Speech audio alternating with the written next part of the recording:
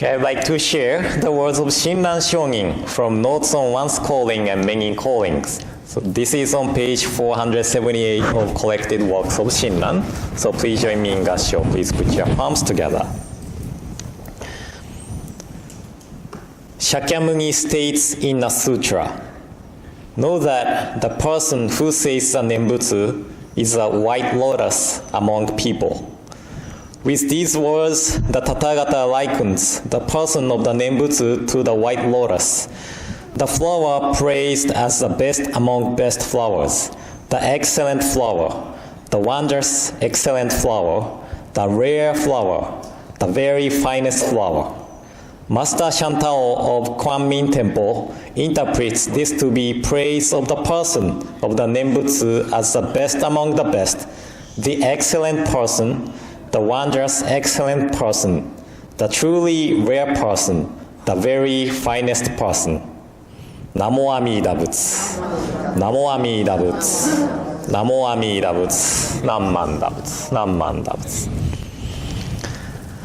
Good morning, everyone, and welcome to today's service. A few weeks ago, overseas districts sent people for Tokudo ordination in Kyoto. And after the 11 days of training, 20 aspirants from BCA, Canada, United Kingdom, and also China received Tokudo ordination. And 11 days sounds short, but they studied for years, memorized Shoshinge, and spent long time to prepare for this training that I'm really glad that everybody was able to be the Jodo Shinshu priest by receiving Tokudo ordination. And for me, it was July 30th, 1996, when I received ordination. So it's been almost 23 years. And Tokudo is to become Buddhist priest, but to be the head minister of the temple, priest needs to study and train hard again for a few years. And they need to receive the Kyoshi certification to be the head priest of the temple. So that I hope these 20 people will not think Tokudo ordination as goal and further their study and appreciation of Jodo Shinshu teaching. And I hope they will be the head minister of a temple in the world somewhere. And anyway, I am sure that all of you know who Sir Isaac Newton is. You know him, right? Not personally, probably, but he was a mathematician, a physicist, astronomer, and theologian. He is known as the one who discovered the law of universal gravitation, right? And it is said he found the law of universal gravitation by looking at apple fall on the ground and wondered why the things fall on the ground and why not the moon fall on the earth. And came up with the answer that the moon's, how do I say, centrifugal, I cannot pronounce this well, centrifugal force, and the gravitation is equal that the moon does not fall on the earth. So both as earth and moon is affecting each other, right? However, I just read, this story is kind of made up.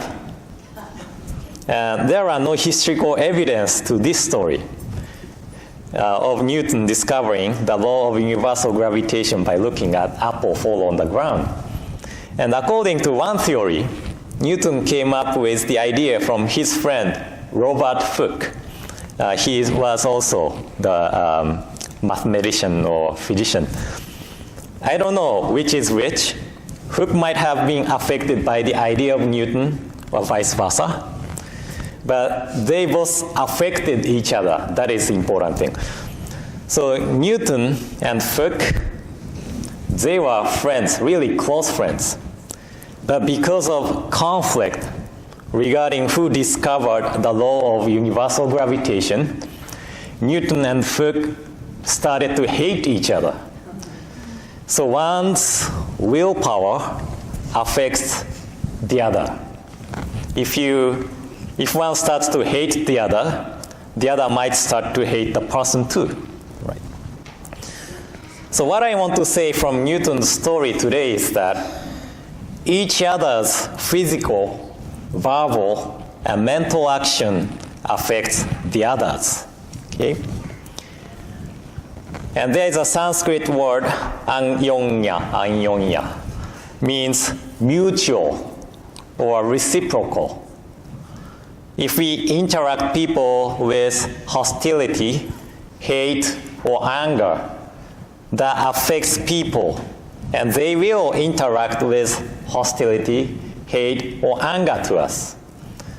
On the other hand, if we interact people with benevolence, love, and smile, that affects the other people or the other person too. But our wisdom and perception of how the other is feeling now is limited, that we are not able to know how the other is feeling precisely. Especially on social network, SNS, we only see the words and do not see the facial expression of the person, that it is hard to tell what the intent or exact feeling of the person who posted the comments on SNS. Then sometimes people misread the comments and attack that person. And the person might have not intended to offend someone, but the words are difficult to use, right? It depends on how people accept it. So there are miscommunication not only in the real world, but also in the cyber world. And I think the miscommunication in the cyber world is getting worse and worse. And I'm not sure what the best solution to this issue is, but one thing I can say is that we have to think what we have to say before we actually open our mouth or type in the words.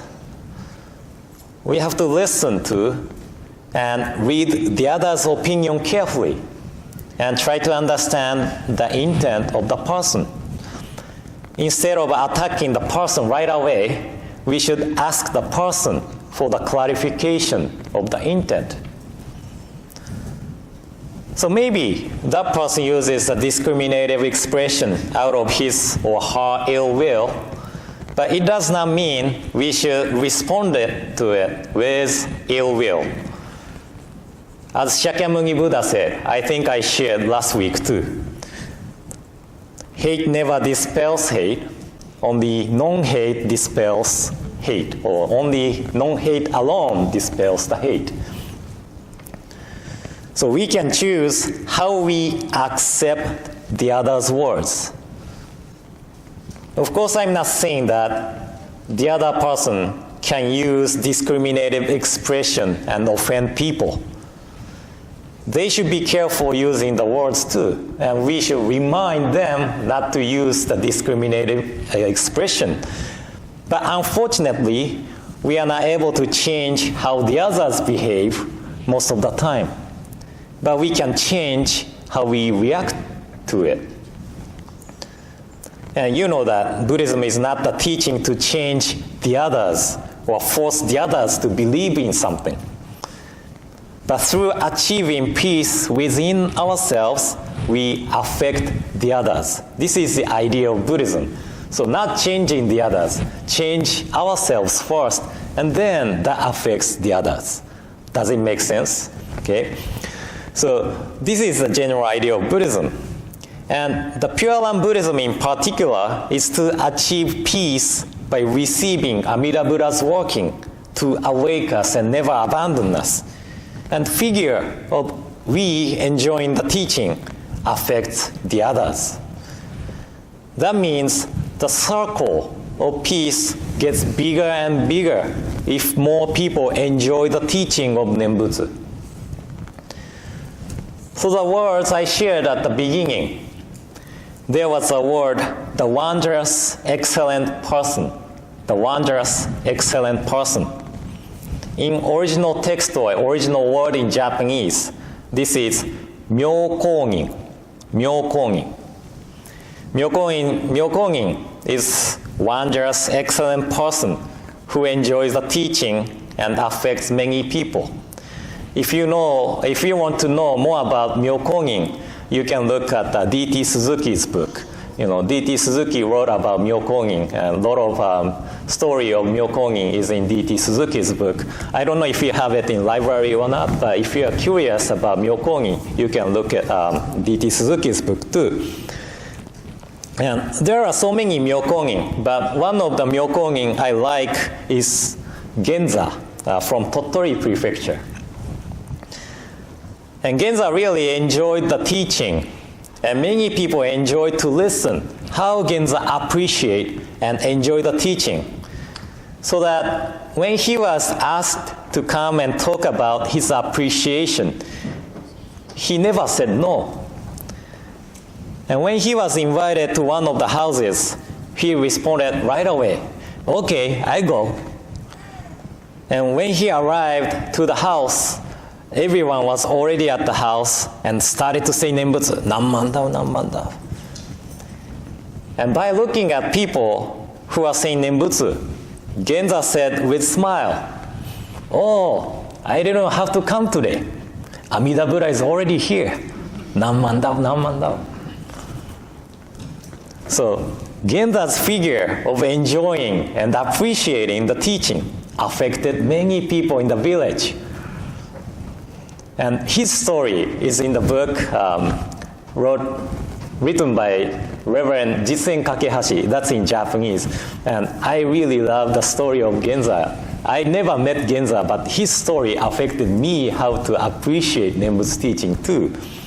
So, of course, it does not mean Genza became perfect person who has no anger, greed, stupidity, or ignorance.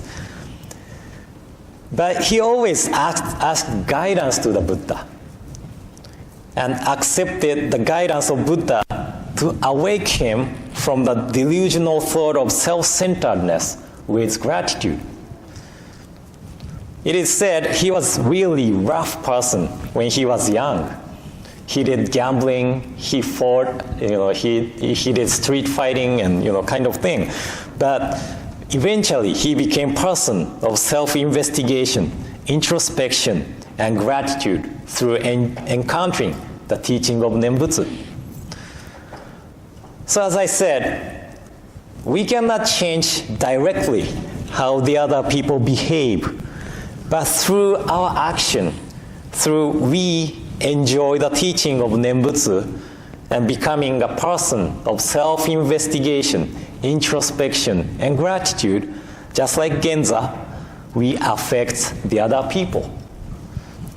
So today, I wanted to share the idea of one's will affecting the others.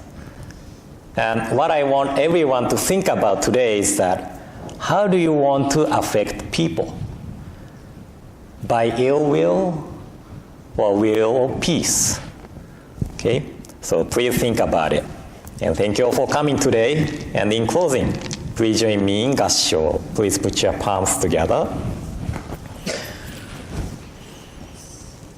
Shakyamuni states in the sutra, know that the person who says the Nembutsu is a white lotus among people. With these words, the Tathagata likens the person of the Nembutsu to the white lotus, the flower praised as the best among best flowers, the excellent flower, the wondrous excellent flower, the rare flower, the very finest flower. Master Chantal of Kwan Min Temple interprets this to be praised of the person of the Nembutsu as the best among the best, the excellent person, the wondrous excellent person, the truly rare person, the very finest person. Namo Amida Butsu. Namo Amida Butsu. Namo Amida Butsu. Namanda Butsu. Namanda Butsu. Namanda Butsu.